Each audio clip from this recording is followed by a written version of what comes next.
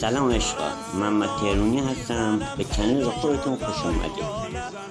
امشب تاسوهای حسینیه و تو این شب تو شهر ما مراسمی هست به نام مراسم چلمنبر که میخوام گوشه از این مراسم رو با هم باشیم.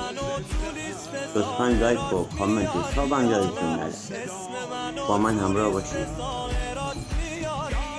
توی این مراسم از 40 تا شمع که شمع مخصوصه و چون این شمع رشته‌ای هستن و 40 عدد خرما پخته همراه داریم.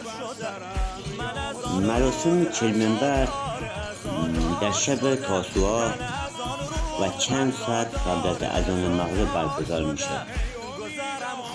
و این شبا خونه‌هایی که تو سالهای گذشته مراسم روزه داشتن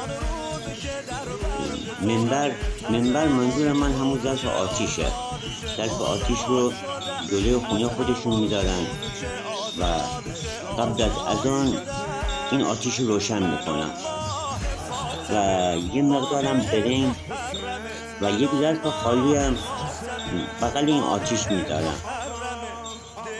و وقتی که هوا تاریک شه حاجتمندا با 40 تا شمع و 40 تا خرما از 40 تا منبر آتیش باید گذر کنند.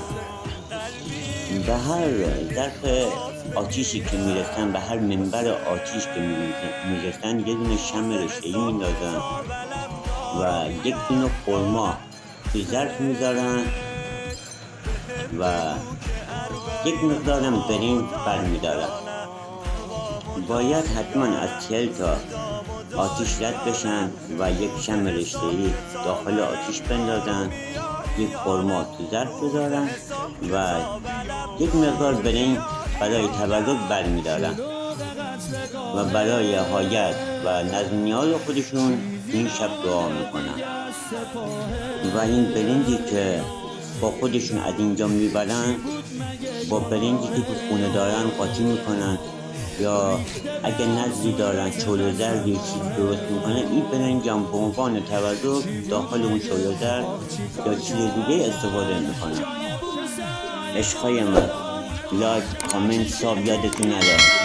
لطفا حمایت کنید تا چنل منم دیده بشه. ادامه ولاگ رو با هم باشید. حسین جسم معصوم تو را حسین داره با دست میکنه شمرگ حلقوم تو را. آه نکش یک نفر جواب نمیده، آب نخواه هیچکی به جواب نمیده. آه نکش یک نفر جواب نمیده،